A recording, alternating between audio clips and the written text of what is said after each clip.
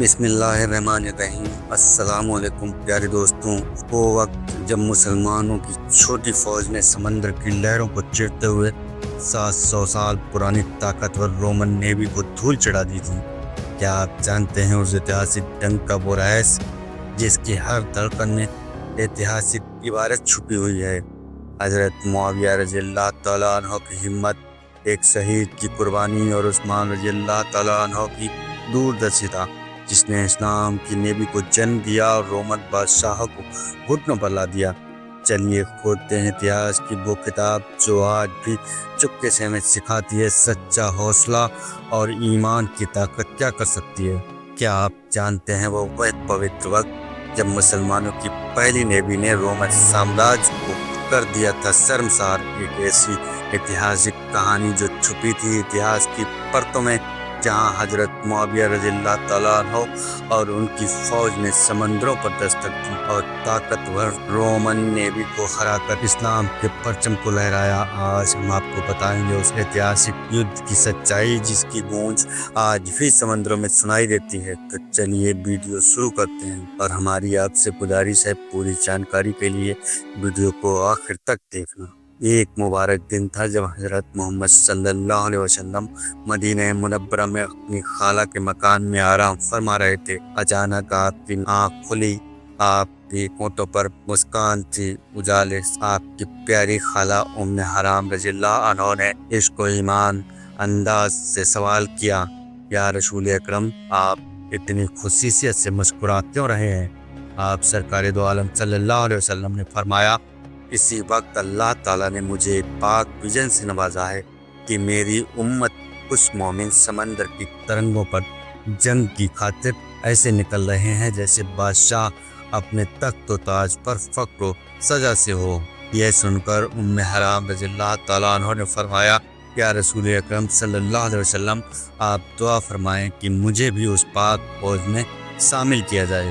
تو آپ سرکار دو عالم صلی اللہ علیہ وسلم نے فرمایا، انشاءاللہ تم اس فوج میں شامل ہوگی۔ پھر خلیفہ حضرت عمر رضی اللہ تعالیٰ عنہ کے دور میں مسلمان دنیا کے سب سے طاقتور سپر پاور بن گئے۔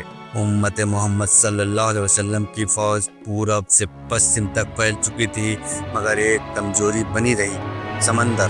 رومن سامراج بار بار اسی سمندر کے راستے مسلمانوں پر حملہ کرتا رہا۔ وجہ تھی مسلمانوں کے پاس اپنی کوئی نیوی نہ ہونا۔ اس لیے حضرت عمر رضی اللہ تعالیٰ عنہ کے زمانے میں حضرت معاویہ رضی اللہ تعالیٰ عنہ نے خلیفہ حضرت عمر رضی اللہ تعالیٰ عنہ کو ایک پاک خط بھیجا۔ اس میں فرمایا گیا کہ اب وقت آ گیا ہے کہ مسلمان بھی اپنی طاقتور نیوی بنائیں، مگر خلیفہ عمر رضی اللہ تعالیٰ عنہ نے شریعت اور حکمت سے انکار فرمایا۔ کارن یہ تھا کہ سمندر میں پچھلے 700 سال سے رومن سامراج کا راج تھا، اور ان کے پاس ہزاروں جنگی جہاز تھے جنہیں ڈرومون کہا جاتا تھا۔ جب حضرت عمر رضی اللہ تعالیٰ عنہ کے بعد خلیفہ حضرت عثمان رضی اللہ تعالیٰ عنہ بنے تو حضرت معاویہ رضی اللہ تعالیٰ عنہ انہوں نے شام کا گورنر بنایا۔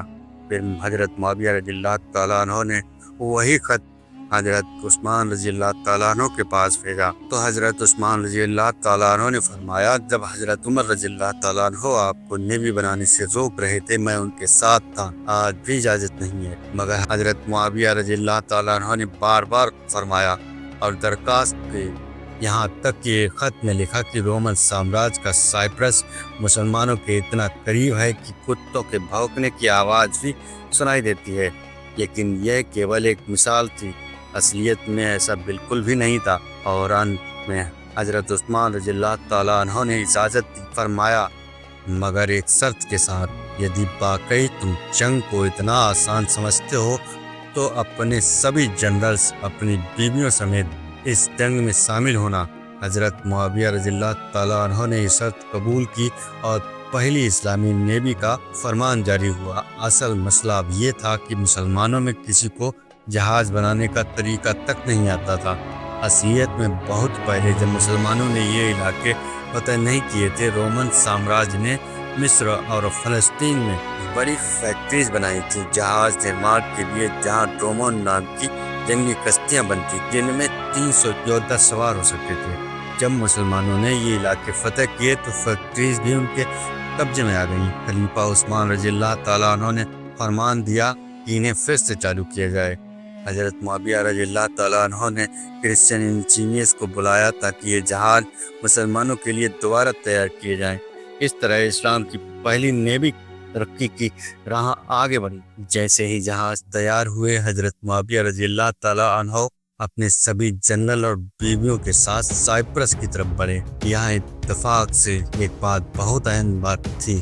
جنرل میں سے ایک کی بیوی کا نام حرام رضی اللہ تعالیٰ عنہ تھا۔ یہ وہی حرام جنہیں رسول اکرم صلی اللہ علیہ وسلم نے دعا دی تھی کہ انہیں بھی پاک فوج میں شامل کیا جائے۔ آپ صلی اللہ علیہ وسلم نے فرمایا تھا تم ضرور شامل ہوگی۔ جیسے ہی مسلمانوں کی فوج سائپرس پہنچی، سائپرس والوں نے سرنڈر کر دیا۔ یہ اسلامی نیوی کی پہلی بڑی فتح تھی۔ پھر جیسے ہی مسلمان سائپرس میں داخل ہوئے، حرام رضی اللہ تعالیٰ عنہ اپنے گھوڑے سے گر کر شہید ہو گئیں۔ آج بھی ان کی پاک قبر سائپرس میں موجود ہے، جسے ترکی میں حالہ سلطان کے نام سے یاد کیا جاتا ہے۔ اس کے بعد 4 سال تک سائپرس مسلمانوں کے قبضے میں رہا، لیکن 4 سال کے بعد اللہ رب العزت کے کرم سے مسلمانوں کی نیوی میں اور بھی کشتیاں بڑھ گئیں۔ حضرت معاویہ رضی اللہ تعالیٰ عنہ نے ان سارے جہازوں کو اپنی قدرت کی طاقت بنا کر رومن سامراج کو پھیلنے سے روکنے کے لیے کانسٹینٹینوپل کی طرف بڑھنا شروع کر دیا۔ اتنی نزدیکیاں ہوئیں کہ مسلمانوں نے اپنی پاک نظر سے رومن سامراج کے قلعے کی دیواروں کو دیکھا۔ رومن بادشاہ کانسٹینٹس خود مسلمانوں کی فوج کو دیکھ رہا تھا۔